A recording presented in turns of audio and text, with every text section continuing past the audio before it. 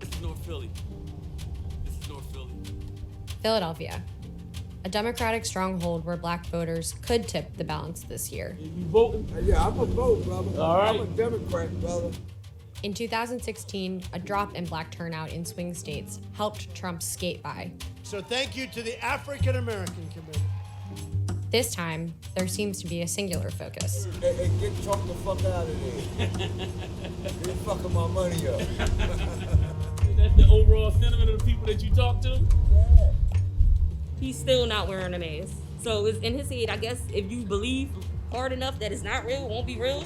All of our lives are at stake right now. We in trouble if a lot of people don't get out here and vote. I ain't lying up for him, though. But the level of enthusiasm for Joe Biden is low and could put a damper on voter turnout. Black leaders have revived Biden's political career time and again. Joe Biden! Joe Biden. This candidacy was dead. Now we're very much alive. Biden has added a historic pick for vice president and is hoping to mobilize black voters who've historically delivered for him. But after this summer of protests for Black lives, some here doubt that Biden will do that. I'm totally opposed to defunding the police officers. Yet another person who turns our stomach. And I'm going to vote for Joe Biden, right? I think that the Democratic Party has taken black voters for granted. If you have a problem figuring out whether you're for me or Trump, then you ain't black. Besides, you ain't black. What do you have to say to young black voters who see voting for you as further participation in a system that continually fails to protect them? If young black women and men vote, you can determine the outcome of this election. Not a joke. You can do that. I returned to the city I was born in to talk with voters about what they think might happen. It's days before the election, and this year, nothing can be taken for granted. In June, Joe Biden made a stop in Philadelphia. 3.3 million business owners have shut their doors since February. The pandemic gave the campaign an opening with voters. 41% of African American businesses have shut their doors. We were completely closed from March the 16th or 18th until the end of May. My name is Tiffany Easley. I am the owner of NB My Eyewear, which is a full-service optical store in West Philadelphia. I love the human aspect of him.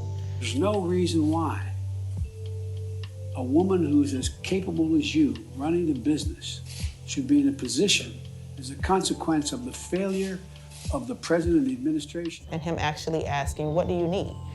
Think about questions you haven't asked me you want to ask. I'll make sure you have phone numbers. And did they get back to you when you... They did, actually. Yeah, they did. Not everyone here feels that Democrats have answered their call. I applied for housing with the Philadelphia Housing Authority in the 1970s. I still haven't gotten a letter. Organizers at several homeless encampments want shelter for 40,000 people on the city's public housing waitlist. These fights with local Democratic officials have turned many against the party's national ticket. I don't believe the hype anymore because I don't see what they are doing to make life different. My enemy are Democrats. In North Philly's Kensington. So we're seeing political dissonance, right? Specifically in non-white and African American communities, specifically, right? Specifically. And as we're learning more and more about how they feel about their representation from the Democratic Party, they are, rightfully so, not accepting what they are receiving in the form of policy, in the form of programming. And I think that the Democrats have really skated by in a way, because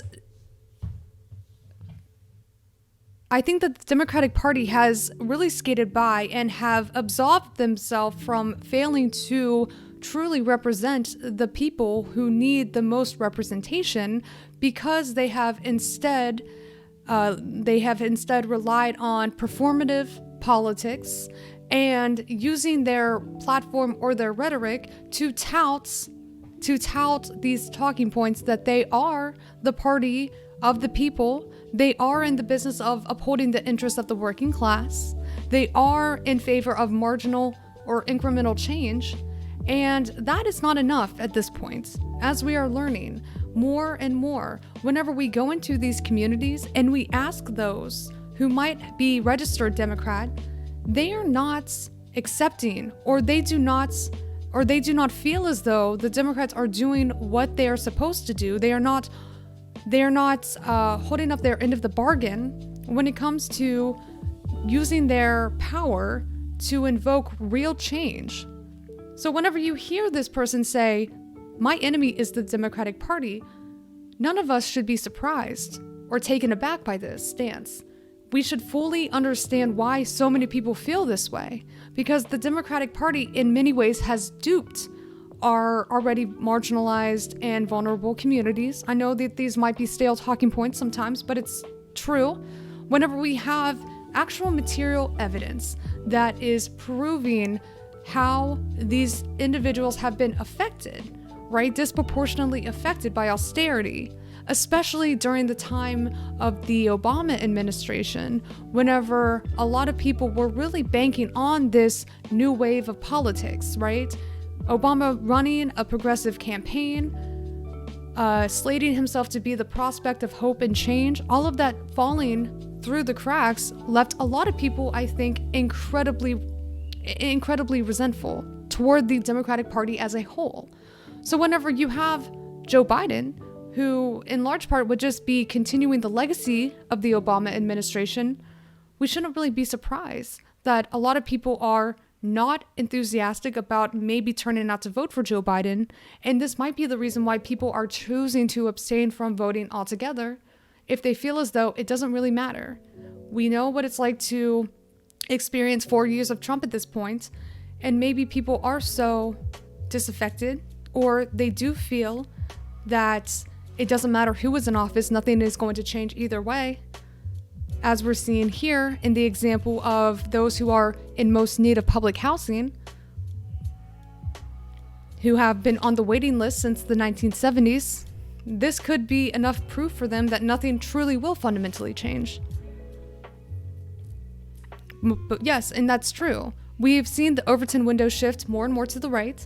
We're seeing more and more neoliberal policies replace any true new form of social progress in the form of policy. We don't have any social safety nets. We don't have a robust welfare state. We don't have a fully funded HUD program like Section 8 that's allowing individuals to live in subsidized housing or Section 8 housing or public housing even. So why exactly would we be placing the blame preemptively on these voters whenever they feel as though they're not receiving their fair share of representation? They are in parts on the chopping block when it comes to austerity.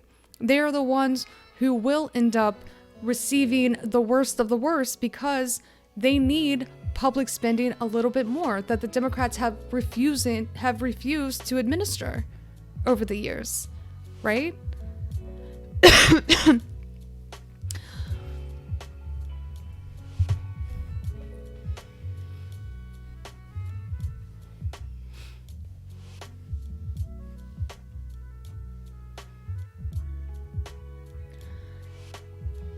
At this point, the Democrats should be nervous.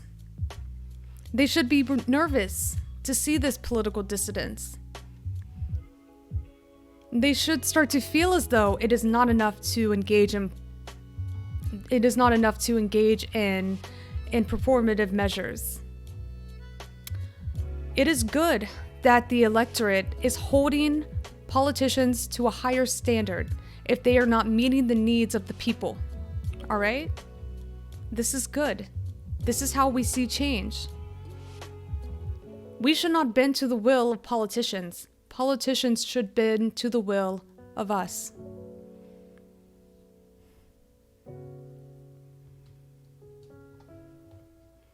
It's not apathy. Neighborhood organizers are working around local Democrats. It is a matter of withholding your votes. It is a matter of withholding your votes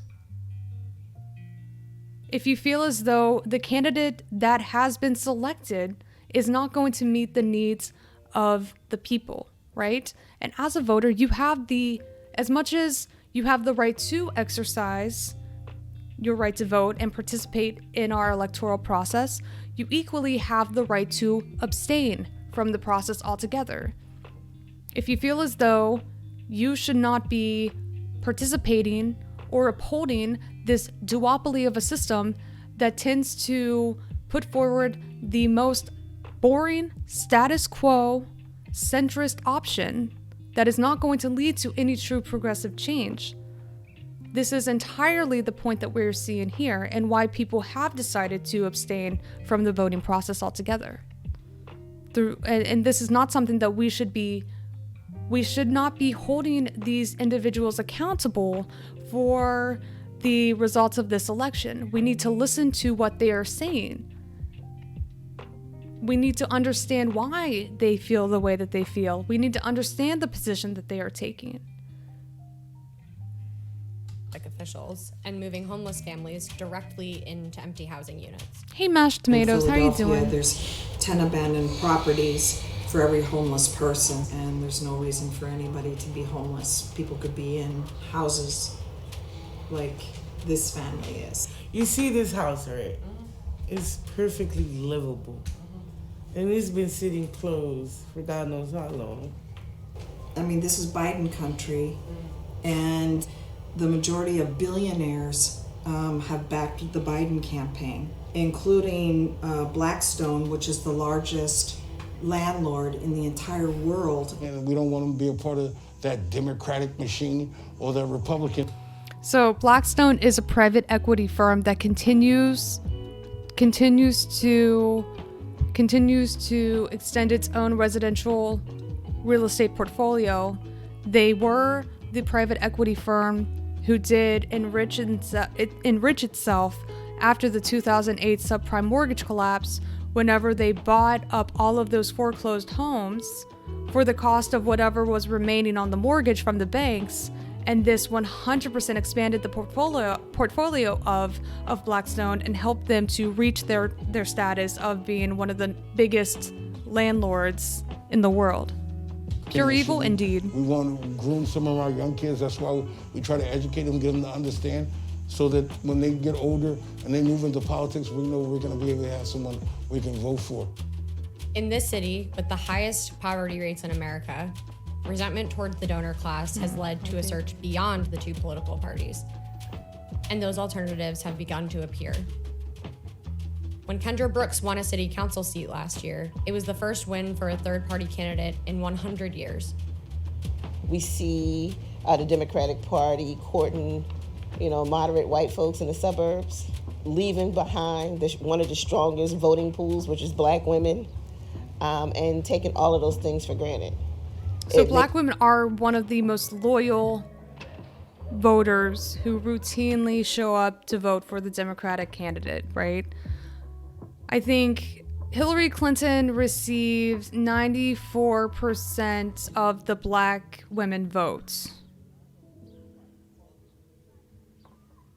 94% of all eligible black women voted for Hillary Clinton, rather. All right, they do show up. That's 100% made correct. It easy for me to decide to run as a third-party candidate because of those things. I have been a Democrat 93 or 94%. all of my life until now. Over 90%. We have a movement that organized around getting me elected, and that same movement has to continue the momentum to bring this election over the finish line. Because one thing we know for sure, we need to get rid of the racist rapists, right? Weeks before Election Day at City Hall, voters are lined up to submit mail-in ballots, and Kendra's Working Families Party is out canvassing. Thursday, you're able to vote, both register and vote in person. Please spread the news and let folks know from now through Election Day. Every single day is E-Day now. You talk oftentimes about the swing voter between Democrat and Republican, but there's the other swing voter, which are generally people of color who vote either for a Democrat they're inspired by or swinging to not voting at all. Turnout is one thing, but people are still learning the rules of a new voting system, and there are concerns about making their ballot count. No, I'm not going to get Okay. discouraged. Yeah. That's why I'm talking to you now because you're the third person. I want to get the right answer. Yeah. And I want to get the same answer. Yes. That's due in no small part to Trump, who stoked conspiracy theories about voter fraud and put black voters in the crosshairs. In Philadelphia, they went in to watch. They're called poll watchers, a very safe, very nice thing. They were thrown out. They weren't allowed to watch. You know why? Because bad things happen in Philadelphia, bad things. Today, his campaign operatives are at Philly's Board of Elections meeting. They're suing to be able to monitor satellite election offices in the city. That guy's from the RNC. The Trump campaign requests that we immediately be able to appoint poll watchers to observe the voting at these satellite offices.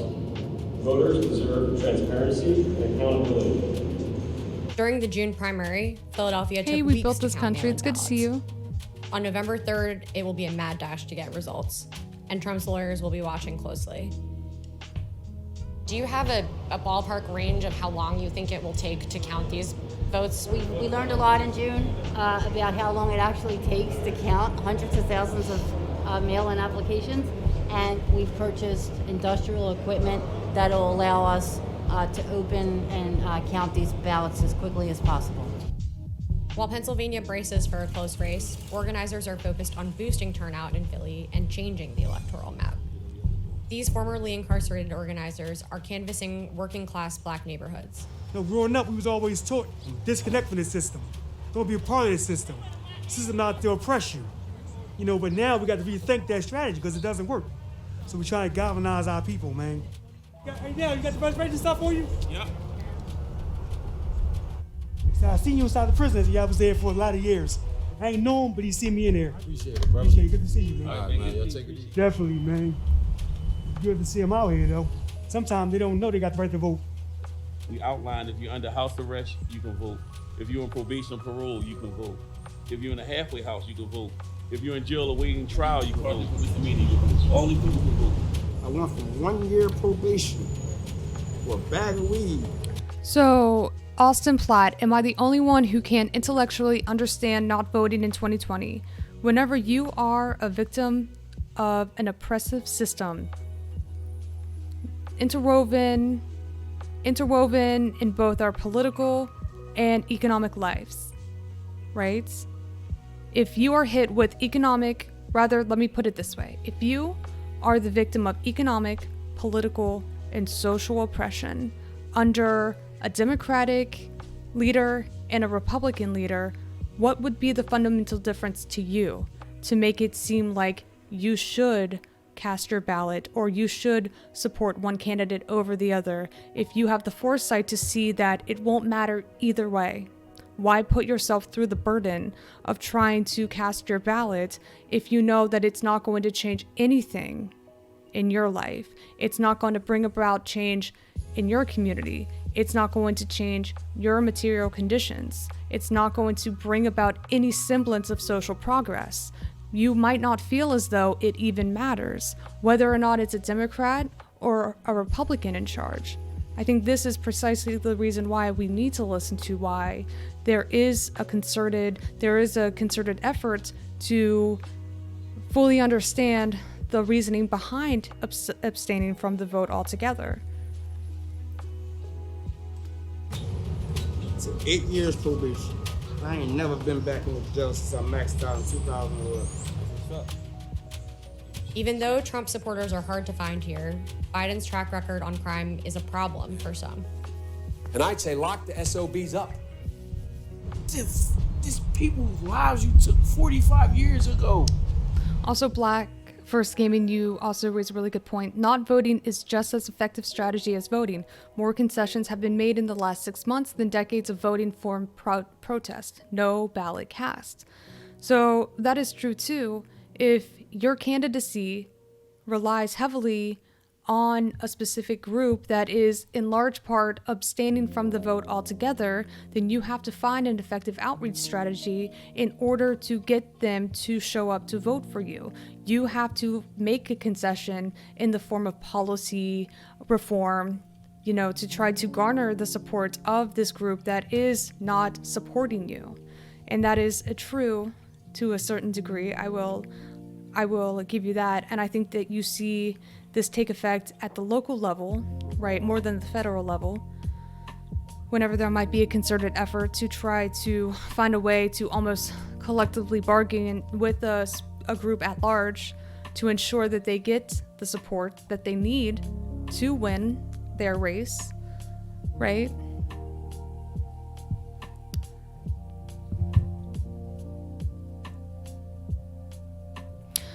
I think that we also have to really look at this trend that we're seeing in contemporary politics, where candidates and politicians, they do feel like they deserve support, they deserve partisan support, and that is no longer acceptable. That is no longer sufficient. You do not, by default, deserve somebody's support. You have to find a way to earn your constituents' support. And I think that this is a new trend that we're seeing as well. Holding our public officers to a higher standard is good. And it might make a fundamental shift in the way that we see our leaders govern. God forbid we actually have people assuming office who represent the will of their constituents, right? What would that even look like? We have never seen that, even in the Democratic Party. If this is the first step in achieving those overarching goals, let's do it. You talking about a mistake? They can't get that time back. I would never vote for them. That's your choice, bro. Just engage in the process, bro. Sounds scary. You'd be surprised when the guys are getting like that. A lot of guys like that. Sounds Trump has great. tried to capitalize Sounds great to on me. Biden's record and has opened this campaign office in West Philly. I'm doing better than any Republican has done in a long time because they saw what you did. I feel like the white people don't have no shame in saying, oh, I'm for Trump, unless they're surrounded by black people and they feel like they shouldn't say it. But I feel like, yeah, black people mainly, a lot of them are for Trump and they just don't want to admit that they're for Trump. President Trump called on Congress to pass a school choice giving every child the best chance at a good education. But what exactly is that? A lot of us just don't understand what he's talking about. I don't think he understands what he's talking about. But nobody that I know of is saying, oh, I'm for Trump. I'm like, nobody as of right now. But that's what I mean. Not that I'm aware of. The president's pitch to black voters has Doesn't school choice vouchers have a lot to do with ensuring that charter schools are funded, that they receive their fair share of funding that takes away from public education? So giving all kids the ability to go to their school of choice sounds really great on paper. But if we're talking about inaccessibility, right? If there is no transportation line, if there's no way a mother or a father can get their kid to from an inner city neighborhood to a suburban school, because that's really asking too much, that's out of the question. If that's like a 40+ minute commute, then it's not like we're going to see an integration anyway. It's one of those aesthetically pleasing policies that make it appear as though this is a good step in the right direction, especially for inner city kids who are subjected to rather substandard education. That sure, if you have the means, the transportation system in place, the opportunity to send your kid on a 40-mile bus ride to the best private school the city has to offer, you can do that. But it's so incredibly outside of the scope of possibility for most people. It's not going to happen either way. It's not going to lead to a real shift. It just is there for aesthetic purposes.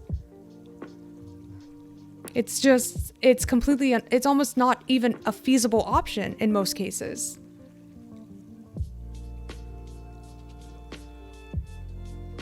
But it sounds good. It sounds like Trump is giving inner city, predominantly African American communities the opportunity to send your kid to a better school. You know? That's the point. It doesn't really make any fundamental shift. It's not going to change a lot of conditions within that community. It is good to call into question why this decision was made as well. And I think that we can point to the likely possibility that this serves to ensure that the limited and scarce funding that is available for public education, for public schools, now have to be shared, right? It has to be rationed, rather. This budget for public education now has to be rationed with charter schools, which could do even more damage to our public education system in the long run. Collided with his appeals to white power. Stand back and stand by. That hasn't stopped this pastor from hosting Trump campaign events at his church. I'm just very careful not to assume or presume that the man is a racist, because I really believe he's not. And on key issues in this election, the pastor was ready with the following false claims. The white supremacist David Dukes is backing Joe Biden. At one time, people were saying there were going to be as many as 2 million people dying from COVID-19 in America. If you recall, early on, Dr. Fauci was saying it's no worse than a common cold. Biden has a clear advantage with black voters. I will say that this is a chess move to be an operative part of these white supremacist groups and throw people off the scent by endorsing Joe Biden. They know what they're doing. Though some polls show Trump cutting into that lead, especially among young black men. Until November 3rd, that's where Donnell is focusing his outreach. You a registered voter? Lamar, you plan on voting this election cycle? I might. I don't know who I'm gonna vote for though. That, or it's really saying something whenever a former KKK member or an active member of the Boogaloo Boys are saying Trump is so reprehensible, we're gonna have to go with the other guy. Bernie was gonna be one of the contenders. They kicked them right out. It's Trump and Biden. Yeah. They're arguing like kids on TV. Yeah, that's true. This is all our options.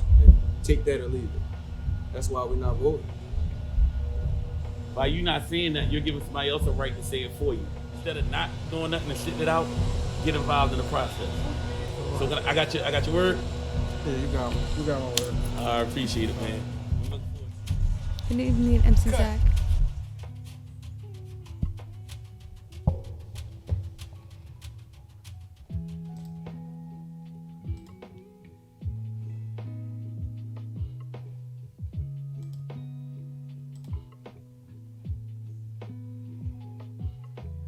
All right, Shad, I think it's important to understand why some individuals feel as though it doesn't matter. There's no use in participating in this process altogether. It will not lead to any changes whatsoever. He actually endorsed Trump, it looks like. David Duke definitely endorsed Trump in 2016.